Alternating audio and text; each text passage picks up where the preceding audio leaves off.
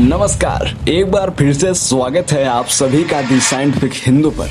मैं आपके साथ हूँ एक बार फिर से धीरेन्द्र। आज मैं सिर्फ हवाई बात नहीं करने वाला हूँ। आज मैं आपको एक एक बात का सबूत दूंगा, बस आप वीडियो को अंत तक देखिएगा। चलिए शुरू करते हैं आज का वीडियो। 5000 साल पहले ब्राह्मणों ने हमारा बहुत शोषण किया।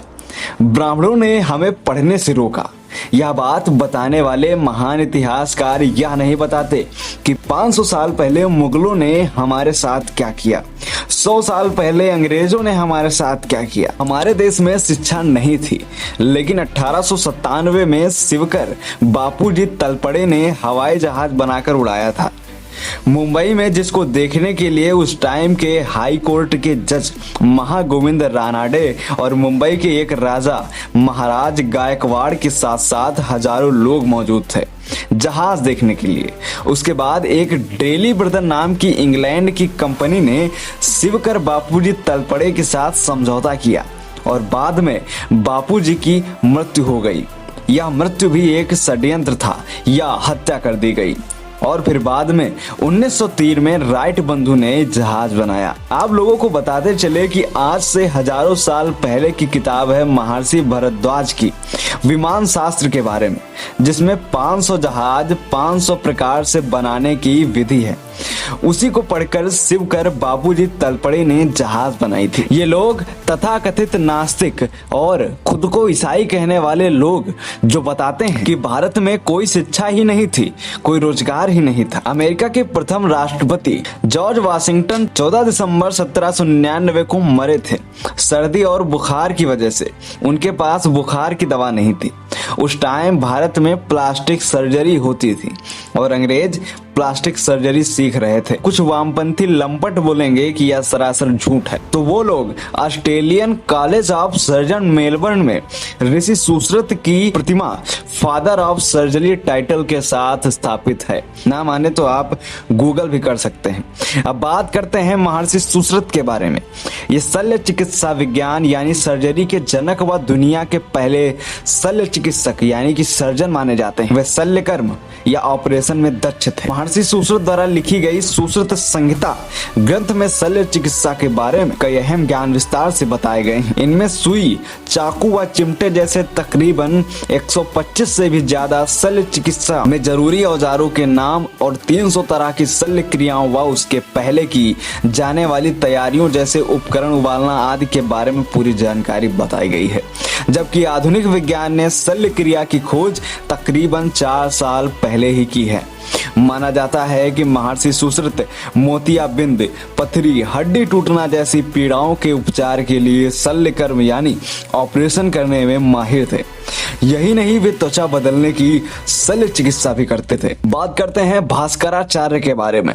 आधुनिक युग में धरती की गुरुत्वाकर्षण शक्ति यानी कि पदार्थों को अपनी ओर खींचने की शक्ति की खोज का श्रेय न्यूटन को दिया जाता है, किंतु बहुत कम लोग जानते हैं कि गुरुत्वाकर्षण का रहस्य न्यूटन से भी कई सदियों पहले भास्कराचार्य जी ने उजागर किया। भास्कराचार्य जी ने अपने सिद्धांत शिरोमणि ग्रंथ में पृथ्वी के गुरुत्वाकर्षण के बारे में लिखा है कि पृथ्वी आकाशीय पदार्थों को विशिष्ट शक्ति से अपनी ओर खींचती है।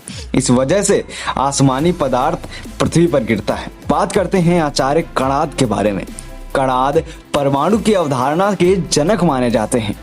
आधुनिक दौर में अणु विज्ञानी जॉन डाल्टन के भी हजारों साल पहले महर्षि कणाद ने यह रहस्य उजागर किया कि द्रव्य के परमाणु होते हैं। उनके अनासक्त जीवन के बारे में रोचक मान्यता है कि किसी काम से बाहर जाते तो घर लौटते वक्त रास्तों में पड़ी चीजें या अन्य के कणों को बटोर कर अपना जीवन यापन करते थे, इसलिए उनका नाम पड़ा था कणाद। अब बात करते हैं एक और महान वैज्ञानिक जिनका नाम था गर्ग मुनि। गर्ग मुनि नक्षत्रों के खोजकर्ता माने जाते हैं, यानी सितारों की दुनिया के जानकार। ये गर्ग मुनि ही थे जिन्होंने श्री कृष्ण एवं अर्जुन के बारे में नक्षत्र विज्ञान के आधार पर जो कुछ भी बताया था वह पूरी तरह सही साबित हुआ था। बात करते हैं आचार्य चरक के बारे में। चरक संहिता जैसा महत्वपूर्ण आयुर्वेद ग्रंथ रचने वाले आचार्य चरक आयुर्वेद विशेषज्ञ व त्वचा चिकित्सक भी बताए गए हैं। आचार्य चरक ने शरीर विज्ञान, गर्भ विज्ञान, औषधि विज्ञान के बारे में गहन खोज की। आज के दौर में सबसे ज्यादा होने वाली बीमारियों जैसे डायबिटीज, हृदय रोग व क्षय रोग के निदान व उपचार की जानकारी वर्षों पहले ही उन्होंने उजागर कर दी थी। बात करते हैं पतंजलि के बारे में। आधुनिक दौर में जानलेवा बीमारियों में एक कैंसर या कर्क रोग का उपचार संभव है, किंतु कई सदियों पहले ही ऋषि पतंजलि ने कैंसर को भी रोकने वाला योग शास्त्र रचकर बताया कि योग से कैंसर का भी उपचार संभव है। बात करते हैं हमारे वैज्ञानिक जिनका नाम है बौधायन। भारतीय त्रिकोणमितिज्ञ के रूप में जाने जाते हैं ये। कई सदियों पहले ही तरह तरह के आकार प्रकार की यज्ञ वेदियां बनाने की त्रिकोणमिति रचना पद्धति बौधायन ने खोजी। 2000 साल पहले के मंदिर जो अब प्राप्त हो रहे हैं उनको देखकर वैज्ञानिक और इंजीनियर हैरान रह जाते हैं कि आखिर ये मंदिर कैसे बने होंगे। अब हमें इन वामपंथी लोगों से पूछना चाहिए कि मंदिर बनाया किसने, जिन्हें आज SC ST OBC कहा जाता है। वही लोग पहले के इंजीनियर, वैज्ञानिक, डॉक्टर में आते थे। साधारण भी देख लो, पहले गांव में जब किसी के घर बच्चा पैदा होता था तो चमार जात की औरत बच्चा पैदा करवाती तो जिसे दाई कहा जाता था। अब नर्स बोला जाता है। आज नर्स बनने के लिए हर जाति के लोग लाइन में घुसे हुए हैं। अगर वर्ण व्यवस्था आज भी लागू होता तो जितने भी लोग नर्स बन रहे हैं इनको क्या बोला जाता। हमारे गरीब होने का कारण यह है कि हमने अपना कार्य छोड़ दिया है। आज भी गांव में जो कुम्हार जाति के लोग हैं बिना पढ़े हुए कितना अच्छा बर्तन बनाते हैं। आप लोगों ने देखा होगा आज कुम्हार जाति के जो नए नए लड़के हैं वो अपना रोजगार छोड़ करके कंपनी में काम करने जा रहे हैं। ब्राह्मणों ने हमें पढ़ने नहीं दिया, या बात बताने वाले महान इतिहासकार हमें यह नहीं बताते कि 1835 तक भारत में 7 लाख गुरुकुल थे। इसका पूरा डॉक्यूमेंट इंडियन हाउस में मिलेगा। कहते हैं भारत गरीब देश था तो फिर दुनिया के तमाम आक्रमणकारी भारत ही क्यों आए, हमें अमीर बनाने के लिए। भारत में कोई रोजगार नहीं था। भारत में पिछड़े दलितों को गुलाम बनाकर रखा जाता था। लेकिन वामपंथी आपसे यह नहीं बताएंगे कि हम 1750 में पूरी दुनिया के व्यापार का 24% हिस्से में थे। सन 1900 में 1% पर क्यों आ गए, आखिर क्या कारण था। अगर हमारे देश में उतना ही छुआछूत थी, हमारे देश में रोजगार नहीं था, तो फिर पूरे दुनिया के व्यापार में हमारा 24% व्यापार कैसे बन गया।